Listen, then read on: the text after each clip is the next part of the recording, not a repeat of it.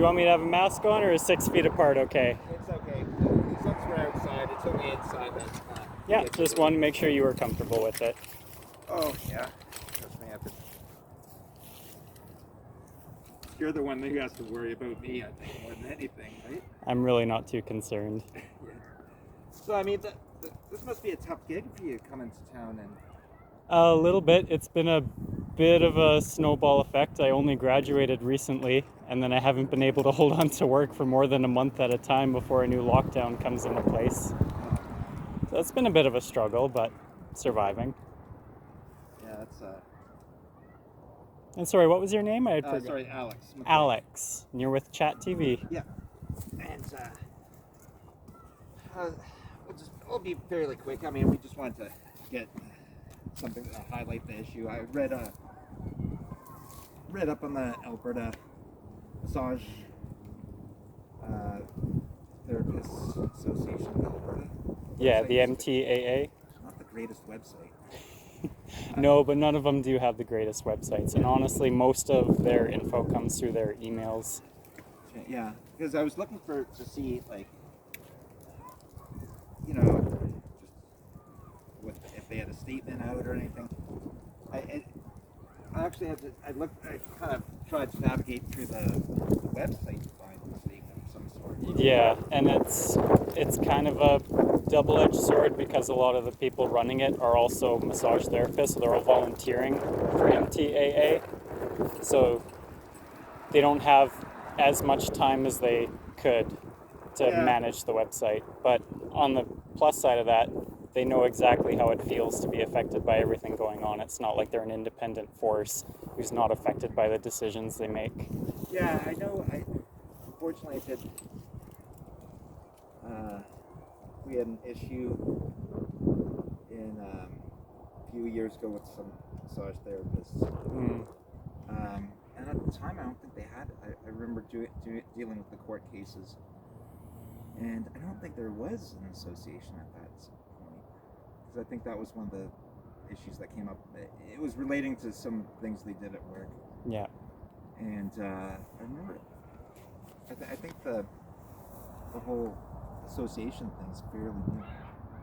They're very much trying to make the steps they can to turn Alberta into a regulated province. A lot of good could happen from that. But now it's kind of a tug of war between the main regulating bodies who wants to be the leader. Yeah. So none of them really want to give up control.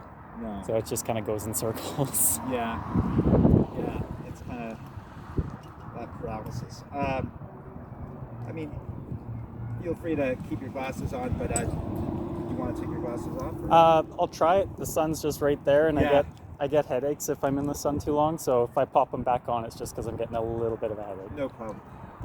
Unfortunately, that's one of the things we can't shoot into. Yeah, no, I get it. I get it. Don't worry about it. Sorry, my cameraman had to shoot something else here, so. Multitasking today. Well, you know, that's the nature of the business these days.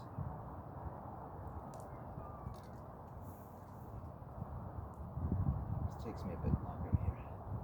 I get you to take, or you're right up at the mic there.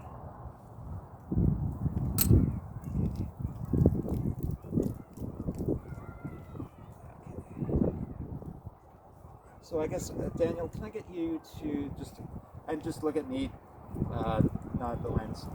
I get you to say and spell your first and last name and your occupation. Okay, so my name is Daniel Ross, Danielross. I'm a registered massage therapist with Integrity Spinal Care. I work as a contractor, so I run my own business inside their clinic. So I work alongside Dr. Justin Gauthier. And so, I mean, just for the purposes of, we do a little chyron, a little title plate on the bottom of the screen. Would you prefer that to Daniel, owner of Daniel Ross Massage Therapy, or? Honestly, no real preference. I maybe just have it say Daniel Ross Massage Therapy, just in case Justin doesn't want to be that's what broadcast. I was wondering. So yeah, we'll just have it say Daniel Ross Massage Therapy. Yeah, I don't Therapy. want to get you in trouble or anything. So I guess maybe describe what it's been like for you for the last 9 months, I guess. A challenge, to be sure. So like I had stated earlier, I just came out of college. I got a job originally in Airdrie, and I held that for 3 months before the first lockdown happened. And then coming out of college and all my student loans, thankfully those were frozen, but that was all time that I didn't have to build my own clientele. And then when I came back into it, when they released some of the lockdown, the restrictions made it very difficult to advertise and build clientele from the ground up. So I unfortunately had to leave that position just because I couldn't make ends meet. So I moved out to Medicine Hat, where I'm actually quite good friends with Dr. Gauthier, and he has been an incredible resource at trying to build my clientele. But again, I've only been there for a month and we've been shut down again.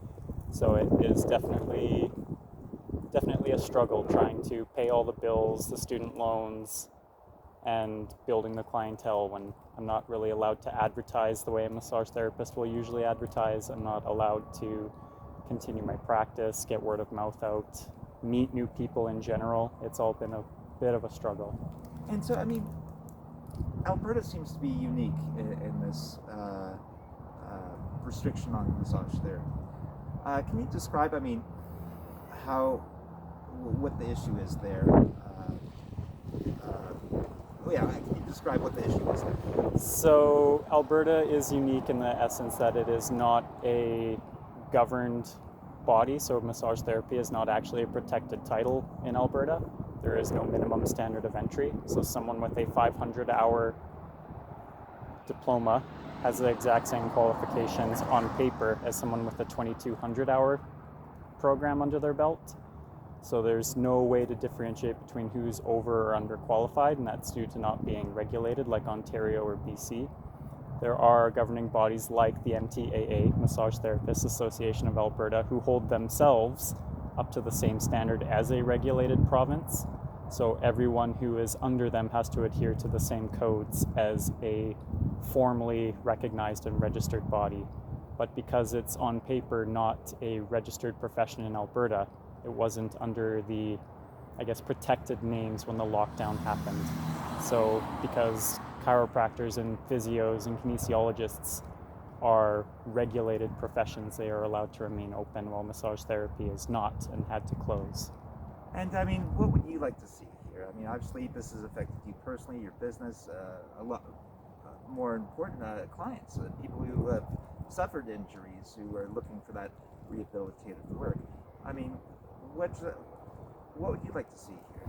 I would like to see Alberta become a formally registered, federally recognized profession, so that we're on the same standard as BC and Ontario, and eventually Nova Scotia, Prince Edward Island as well.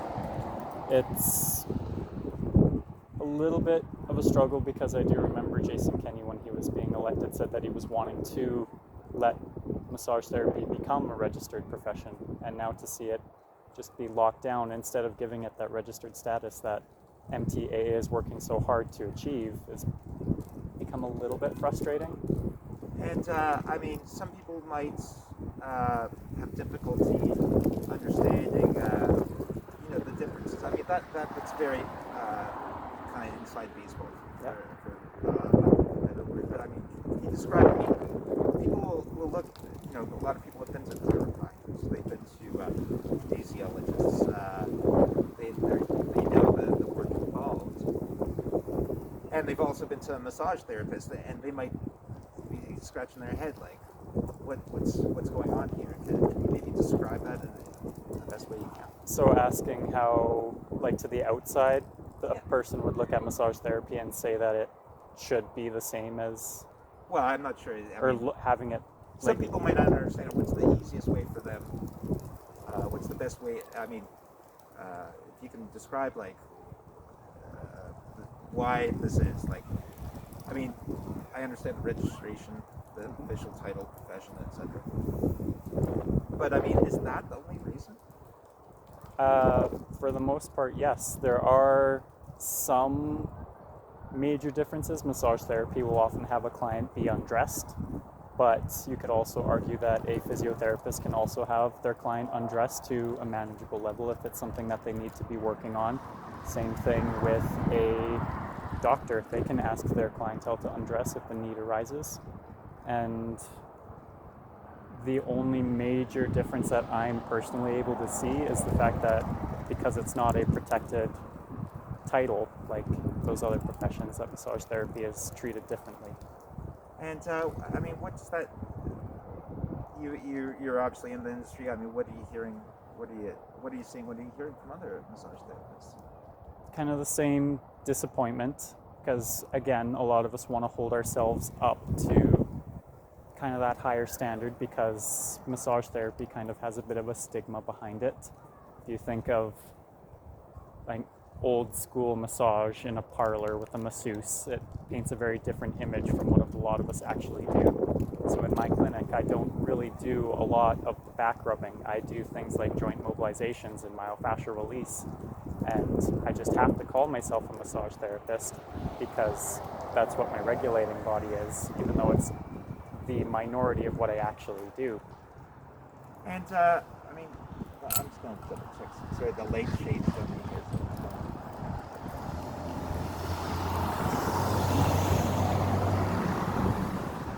I just have one more question. I mean, what's the best case scenario right now? Like, I mean, well,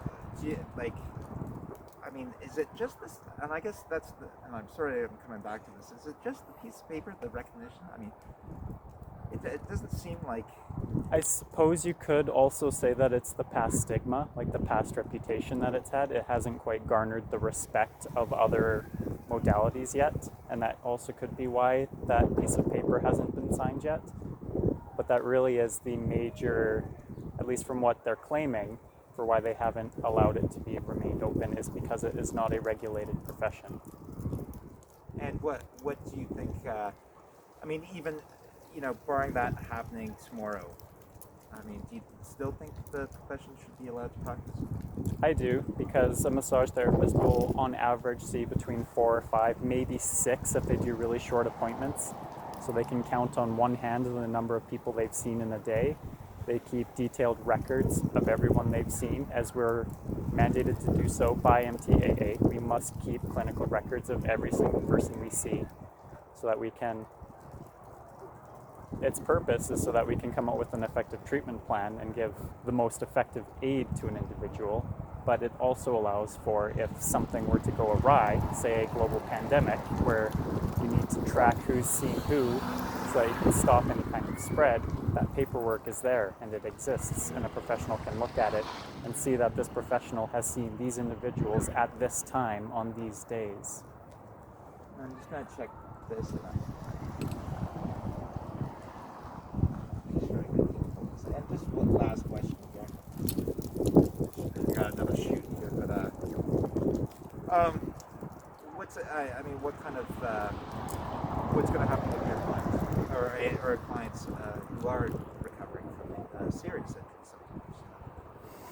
What's going to happen to them? They are on a waiting list, so hopefully can reopen in January when we can next see them. I've tried to encourage them to see other practitioners that are allowed to remain open, so being chiropractors, kinesiologists, physiotherapists. I don't really care as long as you're getting the help that is needed, and hoping to see them again in January when we're allowed to reopen. But there's really nothing I can do on a one-to-one level other than if they send me an email saying that they're presenting with these issues, I can give them an adjustment to the home care I gave them to try and manage their symptoms over this period of lockdown. So that's another thing that massage therapists would do, is we give home care to clientele so that they can manage their issues on their own time, because coming to see me for an hour once a month isn't really enough time to see any definitive issues. We need to see you making an effort to work out whatever it is we're working out on your own time, whether that's stretching, exercise, seeing another practitioner. So I'm hoping that home care that I've given is going to be adequate for the time being, but that's really all I've been allowed to do as of late. Not to be reductive, and I know I said that was going to be the last question, but I mean, it just doesn't seem fair. I kind of agree. I don't think it looks completely fair. Having massage therapy become regulated would do a lot of good, aside from just allowing us to work. It would allow for more client protection, because having massage therapy be actual recognized profession, it brings that standard of entry up from that 500-hour program over the summer to a 2-year education program where you learn about contraindications so that you're not hurting anybody.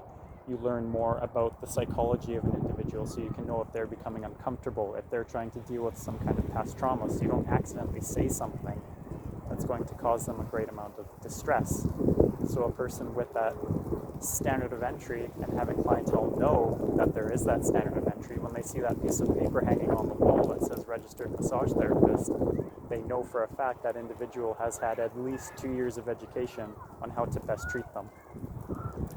So I'll leave it unless you have anything else you'd like to add. I would say that's about all I've got on the top of my head. One thing is about, I used to work at a newspaper, just I'll warn you ahead of time. I know we talked for about 5-6 minutes there. We used 20 seconds. I'm aware. Yeah, we'll expand more in the window. I'll use a 20-second. I'll use the best 20-second clip, but that kind of summarizes everything. No worries. I have my own recording, so if anyone wants to see everything I've said, they can see I that. thought that's what you were doing. Yeah, no, that's good. Yeah, well, thanks a lot for your time. I mean, No worries. It's nice to have something to do. yeah. Well, I'm sorry you're going through this. I mean, I'm tired of it, quite frankly. I would highly recommend trying to get in touch with Dr.